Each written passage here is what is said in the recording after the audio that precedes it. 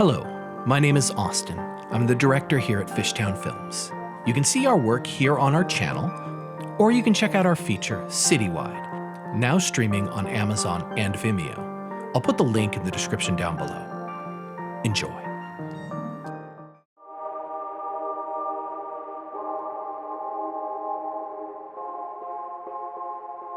Hello, welcome to Stumble Upon. I'm Austin. And I'm Emily. Today we are discussing Heist, written and directed by David Mamet. As always, there'll be plenty of swearing and spoilers. But if that doesn't scare you, Sam Rockwell's mustache should, because no one ought to hear you even thinking about an ant pissing on cotton. This episode brought to you by Citywide, now streaming on Amazon. Rent or purchase tonight. Host a movie night. Invite all your friends over and know that every dollar spent on supporting indie filmmakers like us helps us make the next sapphic indie. So as you know, we have talked about David Mamet before in the film State and Maine, which we recorded a couple episodes ago. Mm-hmm. And in that episode, we talked a lot about how can you explore the art without focusing too much on the artist. David Mamet is a complicated figure and one that we've already explored. So we're not going to be talking about the writer-director of this film today, but instead, we're going to be talking about Gene Hackman. Yeah. And I would also add, everyone else that makes this film really, an incredible piece of work. Mm-hmm. I think that because of Hackman's recent passing, it's easy to focus on him and kind of put him above the title or above the headline of the entire process. But one of the things of rewatching this film today when we did that I was really struck by was how good everybody is at Mamet's language. And it's one of the few films that I've watched of his where universally it doesn't sound like a Mamet film. Between Delroy Lindo and Danny DeVito and Sam Rockwell and Ricky Jay to his degree, and even Rebecca Pidgeon, who is the most Mamet-y of all of them, it almost feels more like just a piece of work rather than a David Mamet film. It still has all the hallmarks of a Mamet thing, but excellent it's one-liners, really, really intricate plotting, somebody who's showing out because he wants to show out. There is truly an element of it, and yet I think that, and I'd like your opinion on this as well. I think that that's kind of mitigated to some degree because of the age of the cast, because of how it's shot, and how simple the kind of visual storytelling is, so that the intricacies of Mamet's plot and of Mamet's ideas here get to be their own thing while not being overwhelmed by any of the other elements of what makes this film work. Yeah, I would agree with that. It's so wonderful to watch a heist film that isn't so fucking pretty. It's ridiculous. Right. And by that I'm thinking of Ocean's 11. Yeah, all the elements, right? Yeah, everything about it. You have characters who are blue collar on some level, who feel like working class. You have characters that are pretty and not pretty, or, they're all pretty in their own way, but, not just that all George Clooney, all Brad Pitt looking. It's not, as you said, when you talk about an Ocean's film, what we're looking at is the glamour of it, whether it's the Frank Sinatra version of it from the 1960s, or the George Clooney version, or even the remake with Sandra Bullock and Cate Blanchett. You're looking at beauty on screen. And that overwhelms everything else. Everybody has the nicest car, the best fit. They are, it's shot the best possible way. This film is not that. It's not that it's ugly or that it's unpleasant to be around. It's just not interested in the kind of beauty. It's not trying to sell you on this lifestyle. I think if nothing else, you walk away from that going, in order to be a thief, you have to work your ass off and have a lot of skills beyond just stealing. Yeah. In order to be super good at it, you have to be so fucking creative and so good at so many different jobs, as Gene Hackman is, as well as Bobby. Delroy Lindo. As well as Delroy Lindo. And It's just really interesting. You can see the people who are only interested in being thieves, and that would be Sam Rockwell's character. Did you call him Samuel? I did call him Samuel. My good friend back. Samuel. No, keep that. My good friend Samuel Rockwell. I mean, it's probably his full name. No, he's more of a Samwise. Sammy. Sam the man. His character is so much more of only interested in being a thief and the glory, and is missing an opportunity to truly learn from someone who's great, which is the whole team. The whole team is great. And it's a shame that, but what I like about it is that they're showing how much work it is to be a thief. Yeah. Unlike the Ocean films, which are just pretty. Well, I would say that the Ocean films show how difficult it is, but even their obstacles are like level 10 obstacles. Like, whereas in Heist, you're like, oh, most of the shit that bothers you in a day is minutia.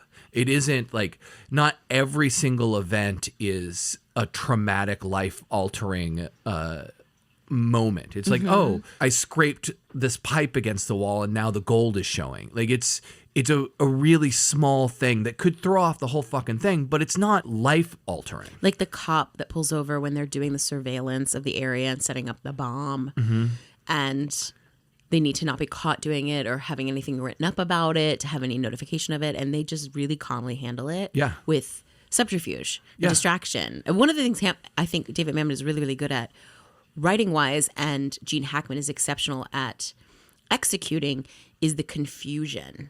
The quick, I need you to call right now. Call 911 right now. Let me direct you at what to do. I've been trying to get you cops all day long. You're leaving us on the side of the road. What are we going to do with this? And I love that he writes this repetitive dialogue that Gene Hackman can play with, unlike anyone else. Yeah. And it's designed to confuse. So moments like that, they're straightforward and they're designed to confuse. When you're a good thief, like, you move in with confidence and you put the other person on the back foot as fast as you can by asking them a question, telling them something that they have to deal with. Like, we all know people like this that were like, we go in with a plan to like go, I want to talk to you about something. And then they ask us a question and we're like, holy shit, I'm now on the back foot. I don't know how I'm going to get back to my point. And that's kind of their job, is so that they don't have to deal with issues that they're dealing with. They put us in a position where we're like, oh, I'm fucking confused. Yeah, everything's about control, right? Yeah, and that's one of the most incredible parts about the film, is how much control and yet how fluid it is. Like, it's like, I talk about this a lot with actors and other people, of like, I think that it's all like a jazz conversation. Like, they know the beats to the song that they want to play. They just don't know how it's going to go today. So they know that, like, what is the Hackman line, or the Ricky Jay line in the film about, no, it's Hackman who says, did you ever step out on a woman? And if they never asked, was your alibi a waste of time? Like, planning to know the whole piece of what you're going to do so that you can play any part of it when somebody asks you a question is really what's fascinating about their level of craftsmanship in this film. Absolutely. And it also goes to just like, it goes to how narratively beautiful the film is as well. Yeah. Tells a damn fine story. I love a good heist movie, as it feels more old school heist. Yeah. In that this film feels like a heist you could actually pull off. Yeah. Do you think that this film would be made today? No, because there's no mid-budget films anymore. Well, but even like casting wise, I don't think, yeah. Everyone would have to look like a CW character. Right. Nobody can be middling to not super pretty. Yeah. And even though I think everybody is beautiful, I just think there's no diversity of faces anymore. Yeah.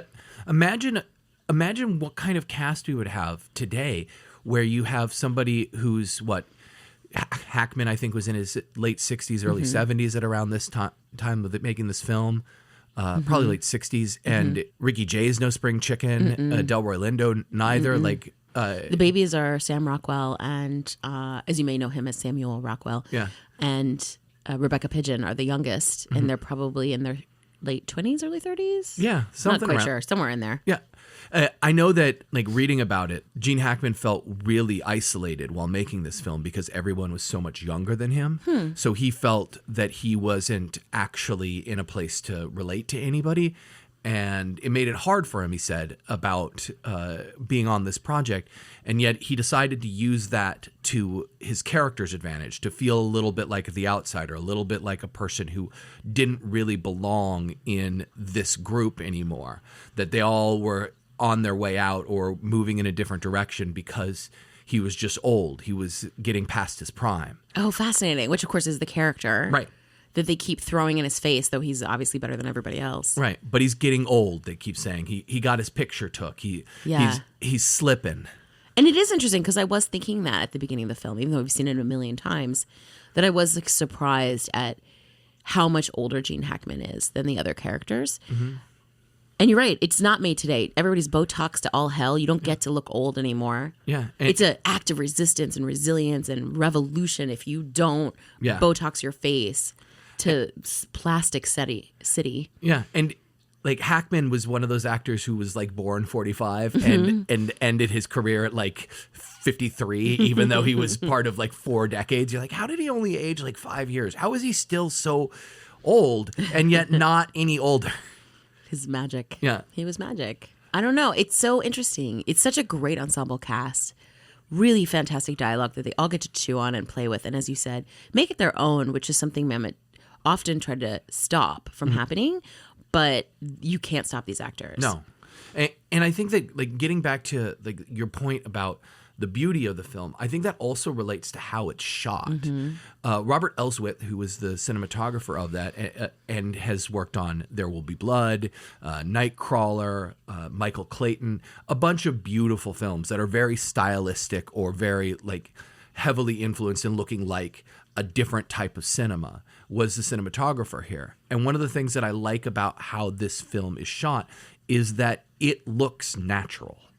It does not look like there's a high gloss. It does not look like pristine. It doesn't like, and it's made in 2001, and this film doesn't like. So obviously, part of this reference is pointless, but it doesn't look like a glossed up Instagram photo or a glossed up like Photoshop where everything is like highlighted and tweaked to absolute perfection. You're like, no, this guy, our hero, our lead, works out of a kind of rundown boat shop where he's building boats to try to sell and steal money from rich clients. It like everything about that aesthetic seems to be the aesthetic of the film. Well, it's so fucking clever for the set deck. So clever because of course his character is going to live in a shitty warehouse on the water because his character is also playing the character of the down and out, but yet super talented craftsman, boats craftsman. What do you call it? Your dad was a shipbuilder? Shipbuilder. There we go. Boats craftsman. An engineer, a boats craftsman. A nautical engineer. He only works on 2 boats at a time. He will never work on 1 boat. He's a boats craftsman. Words are overrated. But no, he's playing a character, and that character would not make himself shiny because you don't want to be noticed. As he says, don't stand in the shadows. Everybody's looking in the shadows. Be in the sun. Yeah. And it's easier to be hiding when nobody pays any attention to you. Yeah. So having the beat up shitty truck, driving around the crappy station wagon. Yeah. You know, this is not something anybody's going to notice. It's the same sort of logic that goes behind the line. What, like, I'm lighting a cigarette so that I look calm. What kind of person needs to look calm? Like, that sort of question, like, is so imperative to both the structure and presentation of the film, but also to everything that goes on in their characters. Like, what is the person doing? Why do they have to be this way? Like, the film does ask us to continually look at everybody and ask what's going on. What angle are they trying to play? Yeah. Who are they pulling one over on? Do you think that there's even a moment in the film that is honest? Like that the characters are really being honest to each other, or is it always somebody playing? Oh, that's a great question. I mean, I do think that the core group of people are deeply honest. I would say even Ricky Jay with his niece is trying to be as honest as he can. you want to set people up to succeed by not giving them too much information and hurting them. But I don't know. I mean, like, I know that you and I both think at the end of the film that moment is a code between Gene Hackman and Rebecca Pidgeon. Yeah, that there's a code in there for her to go to the next location. Yeah. And what do you think the code is? I think, what was the sentence? It was about China. Yeah, but like that point, like it's interesting to me, like over time, I have watched the film and gone, wow, why do they keep making these references to China and the Chinese people? It kind of feels like offensive. Randomly racist. Yeah, and it feels obtuse. And then, as you said, as we were watching it today, you said, I think that's the code. And it's absolutely the fucking code. Like, it's just... because it comes out of nowhere. Every time, whatever that code means... Whether it's a new rendezvous point, an alteration of the plan, or the plan is still on, or something, like whatever it means something. And there's something really fascinating about discovering that kind of golden nugget all these years after seeing it for the first time. Yeah. I think it's important that they have these secret messages in the script for the characters that know between themselves what these things mean that we are never privy to. Yeah. And I know this is a wildly random turn, but I'm going to share it anyway.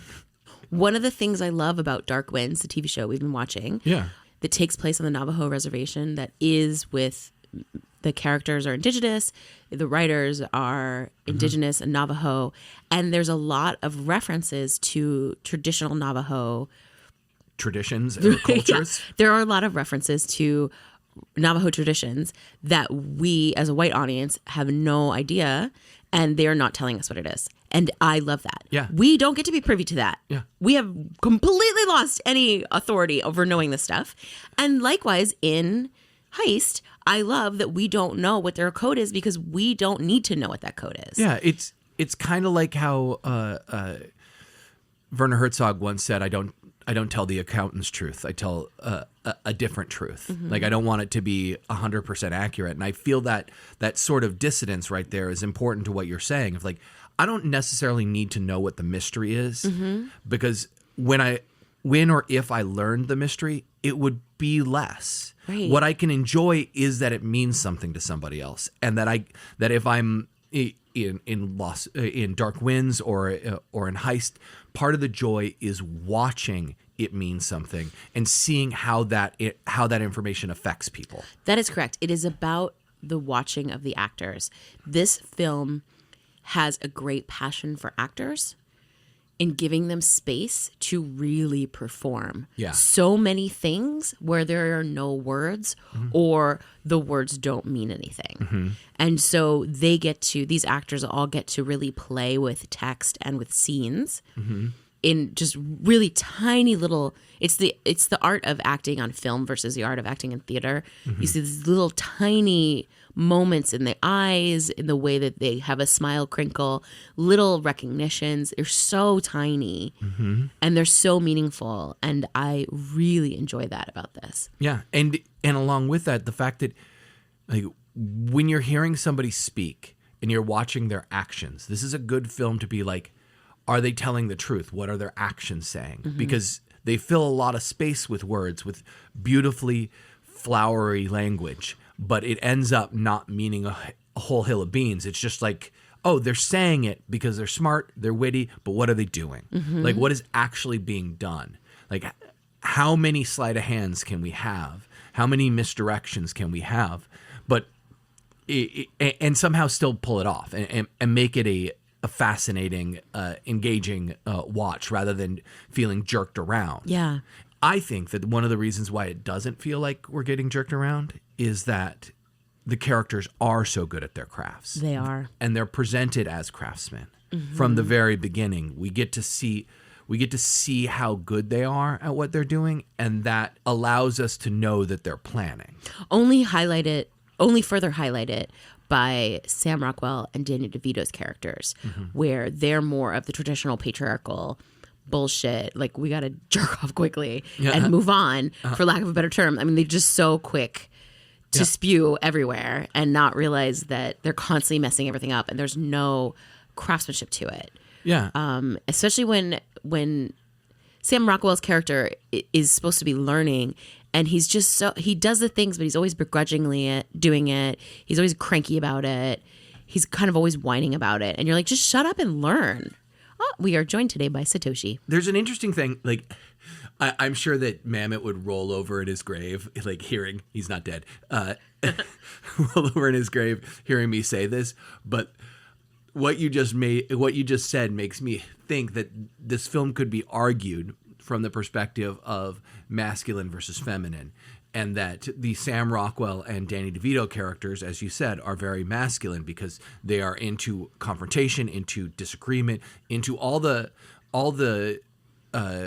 typical archetypal things that we think about with just showing your loyalty by having sex with someone. Like, oh my God, I roll. Yeah. So easy to manipulate. Whereas Gene Hackman and Delroy Lindo and Ricky Jay, you could argue, and Rebecca Pidgeon's characters, you could argue, are more feminine. They're thinking, they're plotting, like they're doing the work, they're doing the unseen labor to actually get the job done correctly. Whereas everybody else is like, no, you have to go do the job. You have to do the job. And they're like, no, we gotta make dinner first. We gotta put all our shit together, make sure the house is organized so that we can go out. It's a slow encirclement versus a blitzkrieg.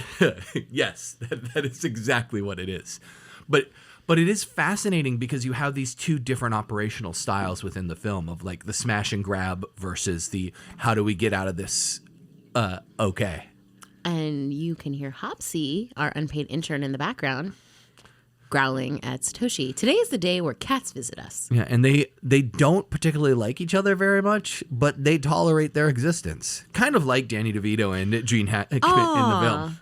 That was an excellent tie-in. Good work. So to further the conversation about the cinematography and really the simplicity of the design of the film, and I love the working class vibes of this film. The back alley when Ricky Jay is walking his niece down the alleyway from their house, and it's all overgrown with weeds, and the houses, I'm sure, are perfectly fine, but there's nothing special. They're not mansions. It's so refreshing to see regular homes, average back alleys, ones that aren't manicured to the nth degree. People who don't have gardeners, who are gardeners themselves and haven't got to the job yet. And they're busy with their lives and stuff. I love it. I mean, I love the set deck of the warehouse where they're building the shipbuilding warehouse, because it's just so, the paint chipped by the door, the wood, the colors, it's very earth tones. It's very grounded. There's a serious grounding. And then when you go to Danny DeVito's house and it's so polished and it's so gold plated and there's endless glassware in the background that like one of the bodyguards is constantly playing with, because I guess that was his direction. Yep. And it's just ridiculous. It's all just so ridiculous and plastic feeling. And so I love that big contrast. But what I think even further is I love the editing. Barbara Tulliver is the editor on this. She did most of Mamet's films, if not all of them. And I love her work because she never gets in the way of the story. It's never flashy. No, it's always very straightforward, very clear. But it isn't also overshot and over edited. We're not getting every single different angle that we could possibly get in the way that Marvel movies are like, we had to get full coverage because we don't want to think about it at all. Yeah, because we also don't know what we want until in post. And then we need 24 different producers to give us their opinions. Yeah. So yeah, a mid-budget film that is full of beautiful yet plain actors who are incredibly good at their craft on a set that is nothing to be desired and consumed, but rather to... It also feels like real places. It feels... It doesn't feel necessarily like there's a lot of sets that were built or were used or sound stages. It like for the most part... No, it feels like on location. Yeah. Like there's so many outdoor scenes, so much obvious location work that it feels like pretty much the whole thing is probably a location shoot. And there's something really nice about that because it feels authentic. I know the first scene takes place in New York, and the rest of it, I want to say takes place towards Boston. I was figuring the Boston Maine area. Like, and knowing Mamet's affinity to Maine, it might be in that area as well. But it just like there's something really authentic feeling. Like when seeing Gene Hackman's character's boatyard, like I was brought back to the smells of those places from my childhood, of being around them with my dad and going, okay, I know exactly how the old wood smells here as we're walking in.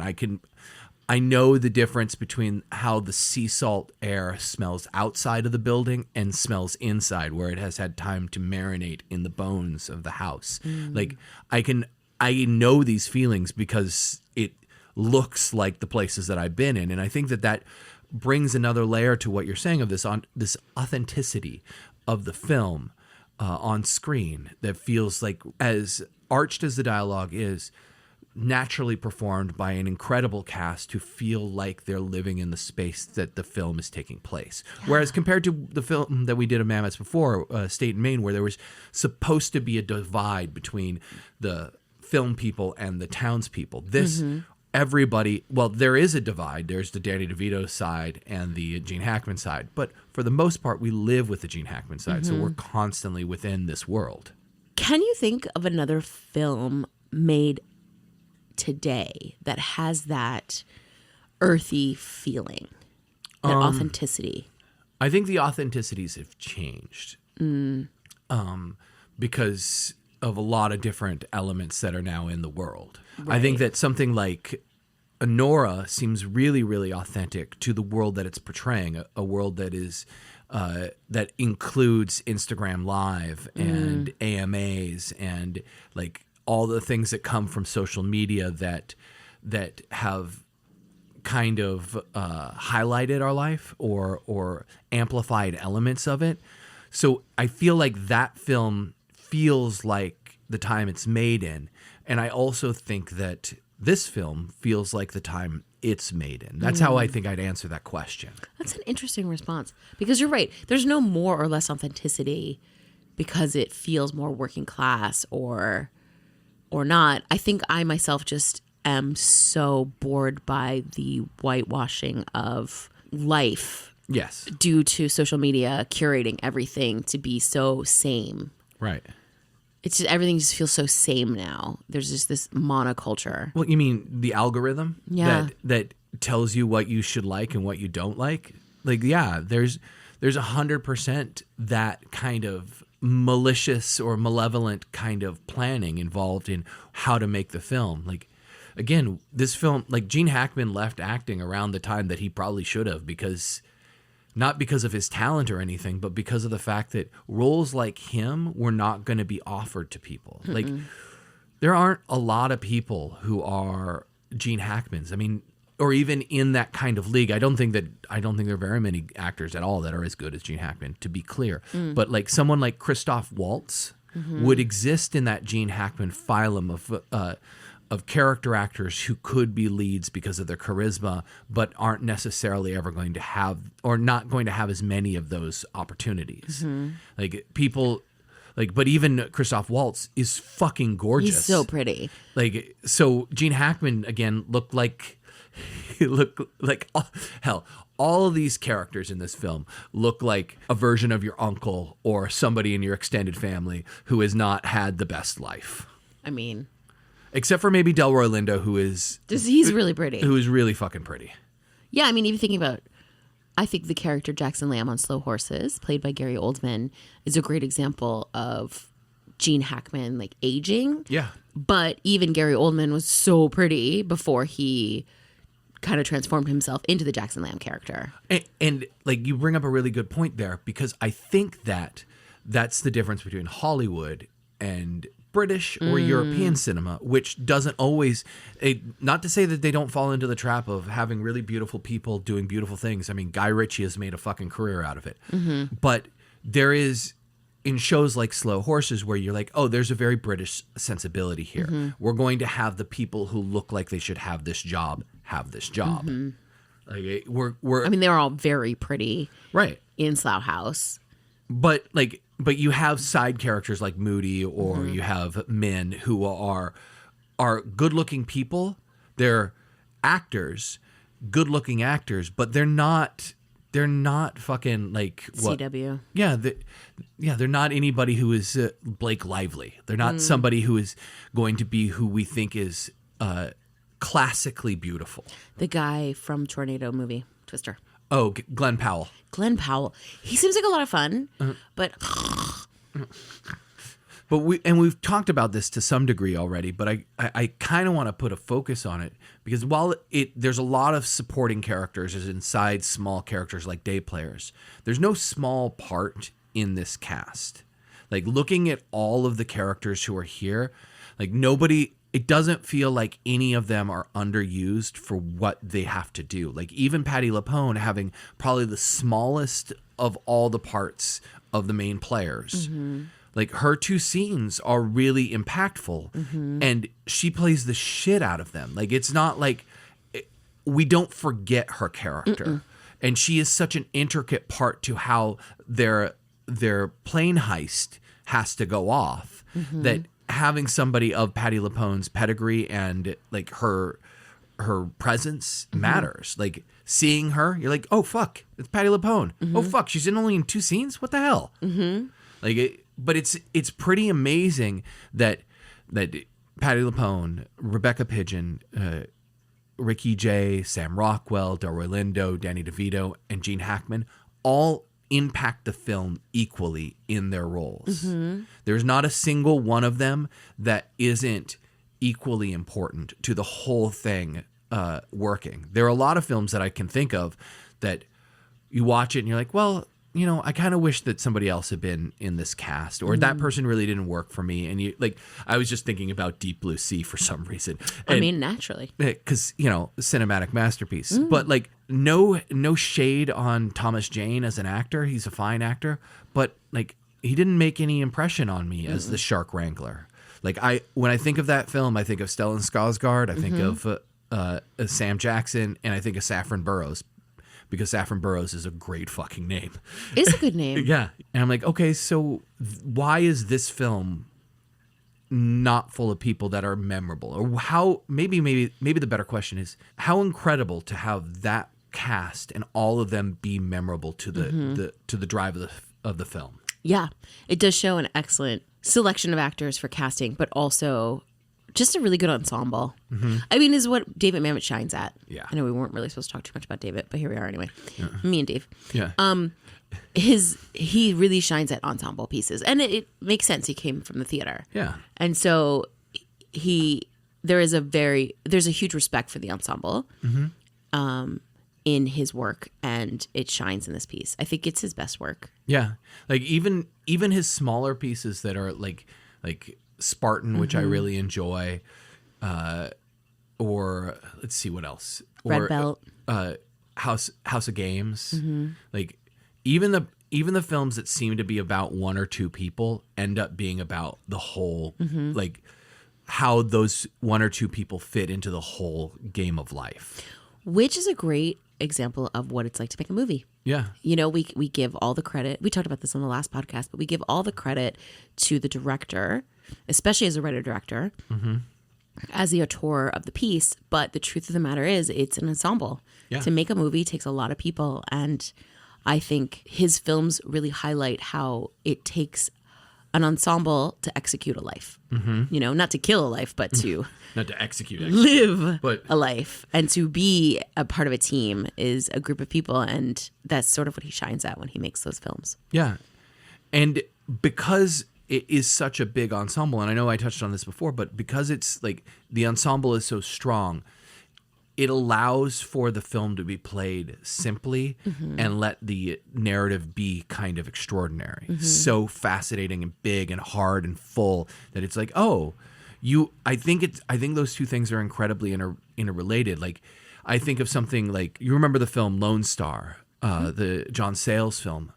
That film also has an incredible amount of characters that are all really, really memorable. And because of how memorable those characters are, the story is allowed to be more intricate. It works as an intricate piece because we know who the people are, we know what they're playing at, we know what their goals are, and we can see how it plays out. And then that effect of having an intricate story where there's multiple pieces moving at the same time to try to tell a greater story works, because something like the cinematography, the editing, the direction, the acting, the costumes, the lighting are all unified in their simplicity. There's the Robert Bresson quote that he says that if you have a lot going on in the image, have nothing going on with speaking, or if you have a lot going on speaking, have nothing going on in the image, so that the audience can understand it.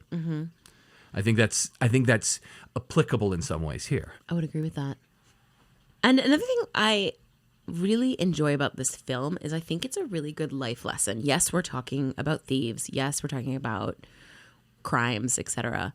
But what I like is ultimately the thesis of the story is when somebody tells you who they are, believe them. So right out the gate, we learn that in the moment of crisis, when Gene Hackman's character is burned, Danny DeVito is not going to give him his money because he wants him to keep going. And in that, we realize, okay, Danny DeVito's always going to screw over Gene Hackman, even though his crimes don't happen without Gene Hackman and his team, because his nephew's a nitwit. Yeah. And because he's in hock over this job. Right. He put in a lot of money to do the job. Yeah. He's going to never give Gene Hackman a fair shake. And he believes him. Yeah. In the moment, he's like, okay, I believe you. So I'm never going to trust you. And I'm going to play you like you wouldn't believe. And yes, there's subterfuge. He doesn't get away with the things he wants to at first. But as we see by the end, the heist is not about the stealing of the gold. It's about the heist of everyone. Yeah.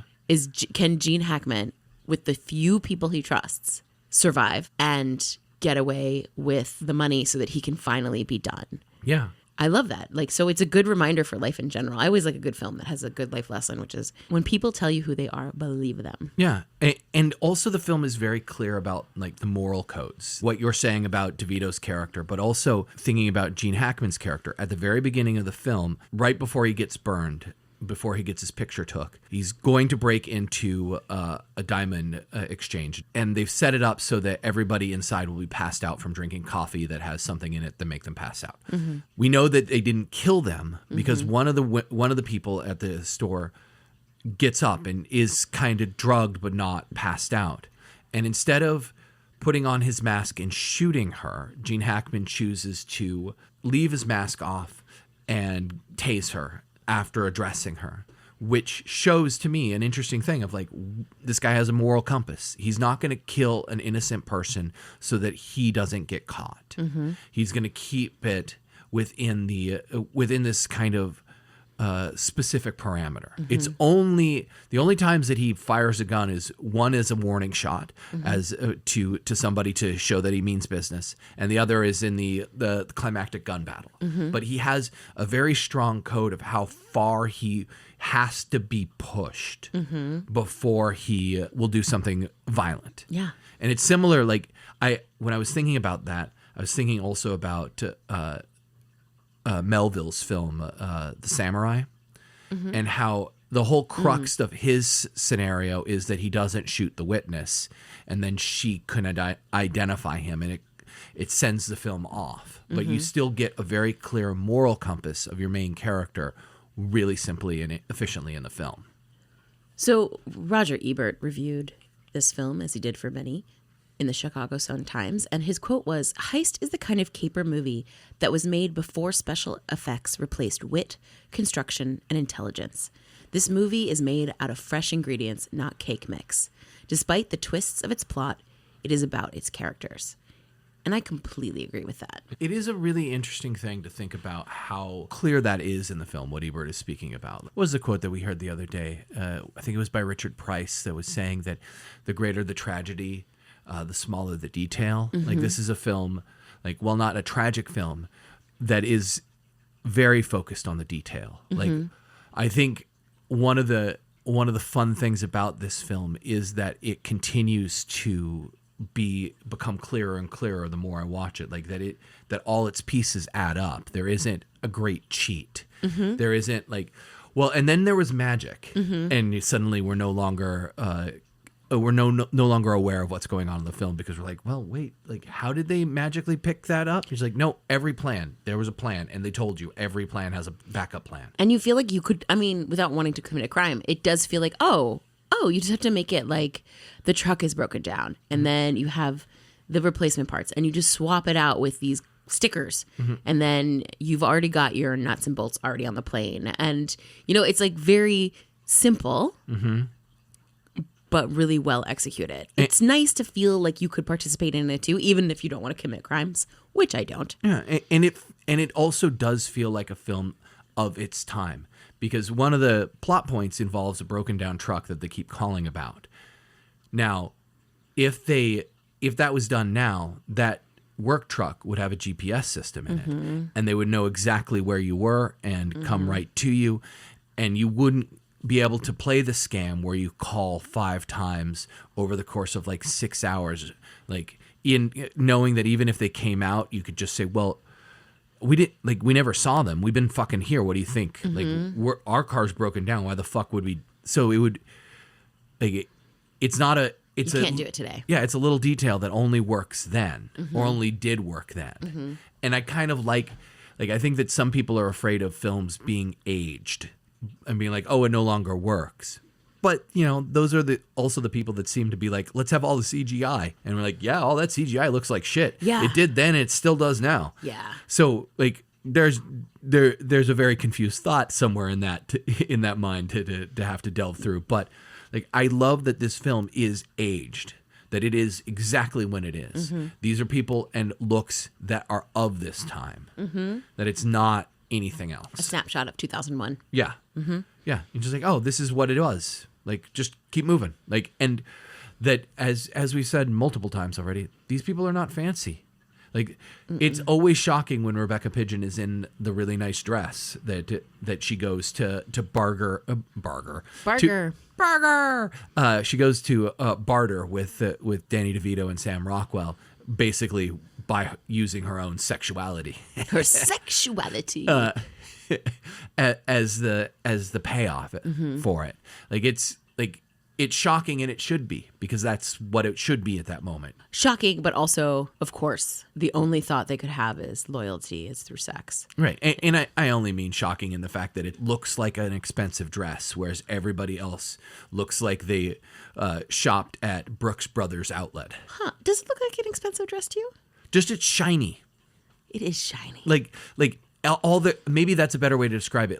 It's shiny, whereas everybody wears colors Muted that tones. are muted, like that don't reflect the light. And so it's like, oh, shiny, pretty. Like my lizard brain just did shiny, pretty, and said expensive. So you're welcome. I like that. Yeah. So before we wrap up, a couple pieces of trivia that I think are kind of fun. I mean, one of them is absolute nonsense, and that is the fact that the word job is said 18 times in the film. We got to do the job. So, yeah, you got to do the job. We got to do the job. So if you were looking for a reason to forget your day, this would be a drinking game for you. Yes, a good drinking game. Yeah. How many times do they say job? Yeah, and the answer is 18. So just prep and then go through, I guess. There's a lot of tequila. Yeah, that is a bad secondary day. The second thing is there was one other actor who appears to have been up for the part of Jimmy Silk. The Samuel or Samwise or Sam Rockwell, depending on your level of Emily knowing. Do you want to have any guess of what early 2000s actor could possibly have been up? No idea. I'll give you one hint. Wedding Crashers. Owen Wilson? Yep. Oh, no. No. No. It would have been a very different vibe. Whoa. Yeah. How could he possibly have played that character? He's not scumbaggy enough. No. I was thinking you were going to say Vince Vaughn. Which and then you went to the worst place for yourself. I was like, ew, I don't want Vince Vaughn in that part. But then Owen Wilson in that part. Any of the Wilson brothers, they can't do that part. It is interesting how important that role is, to be like that kind of slimy guy, but also be engaging or charismatic. Yeah, and you have to feel like you're a fucking idiot. Uh-huh. And as much as one could argue Owen Wilson kind of has idiot vibes, he really doesn't. He's not a bumbling moron that's going to like scumbag his way into something. Like you don't buy that he would test somebody's loyalty by fucking them. Yeah. Ever. It's funny, like when I think of him, and I do think that a natural inclination is to be like he kind of sounds like a surfer beach bum sort of guy. All I can think of is like I imagine that he's a guy who has read a lot of philosophy. Yeah, like he's perfect in Midnight in Paris. Yeah, like there's such a different vibe that's not I can grow this really thin mustache and then creep you out. He's too kind, like gentle and not scumbaggy. Right. Sam Rockwell is so good at being like, bleh. Yeah. You're just like, ugh. Like everything makes my skin crawl sometimes, and I love him as an actor. I think he's fantastic. So he's so good at that. In this film, how many out of 5 would you give? Would you give him? Oh, I would definitely give him a blah blah, which is 5 out of 5. Just one continual sound. Yeah, fair enough. He's great. Yeah, he is. And it's one of Danny DeVito's greatest lines in this movie. Yes, money. Everybody wants money. That's why you call it money. Doesn't make any sense, and I love it. Yeah, it's another one of Mamet's perfectly circular lines where you're like, it sounds like it means something, but I'm pretty sure it means nothing. It doesn't mean anything. He's so good at it, it doesn't mean anything. Like it's like I defined my word by the word. It's perfection. Yeah. God, I love this movie. So we're changing things up a little bit. And instead of giving you a stumble upon next to watch, what we're doing now is we've started a Patreon. It's at Fishtown Films. And it's free. We're not charging anything for it. But the idea is that if you join up with our film community on the Patreon, we're going to have a lot of different fun things to do. We're starting to film a whole series of films this year. And so we're going to do a lot of behind the scenes, a lot of how-to videos, like what are we doing? How are we pulling it off? If you're a filmmaker and you want more information, or you just want to be part of the community, if you're a cinephile and you love movies, we'll be doing live Q&As and possibly even doing maybe a live podcast and whatnot. But we've also started another podcast. Yeah. And it's going to be called Dare You to Watch. And Dare You to Watch is going to be a podcast that is much shorter than this one, but we're going to be doing a little bit more risky films you probably haven't heard of. They're harder to find and a lot less mainstream. Yeah, and the idea comes from kind of what this podcast started as well, of like when we used to go to video stores and you could just wander around and then you stumble upon something, or your friend was like, hey, I dare you to watch this, and you're like, okay, I'll pick that up. Like it's that this feeling of like what we've lost with our ability to stream. Yeah, the algorithm is just really making everything boring and barely giving you access to things. And so this is sort of our rebellion, which is to show you a whole different path of films. We have 20 years of experience, master's degrees in film. We've been making movies for 20 years. Like we have watched so many films. So many strange, beautiful, wonderful, chaotic pieces of art. And some of them are really bad and some of them are really good and some of them are, I don't know, in the middle. Yeah. And I think there's so many that are worth watching that aren't going to be your mainstream, really corporate, really Hollywood film. They're going to feel homemade. Yeah. And sometimes they probably were. Yeah. Sometimes they're super low budget. Sometimes they're not. I mean, think of this podcast as this really cool underground film festival that you only found out because so-and-so said so-and-so saw a flyer that had a picture of a croissant on it. And that's how you found out this was going to be in the basement of a bakery. And so, this is what the idea is something that would be harder for you to get access to, but will be something you can absolutely talk about with your friends. Would be a total great idea for you to invite them all over and watch something that your brains all explode over. Or, that teaches you about a whole new filmmaker you've never heard of, and you end up devouring all of their work. Yeah. So that's our idea behind Dare You to Watch podcast, which will be coming up soon. And it'll be on the Patreon. It'll be on Instagram. The first couple will be on YouTube, but then after that, it'll just be on the Patreon. Fishtown Films, follow along, talk with us, tell us what you're interested in. As we make these, be sure to reach out and let us know what you think, any ideas you have. If you've seen something crazy and unusual, share it with us.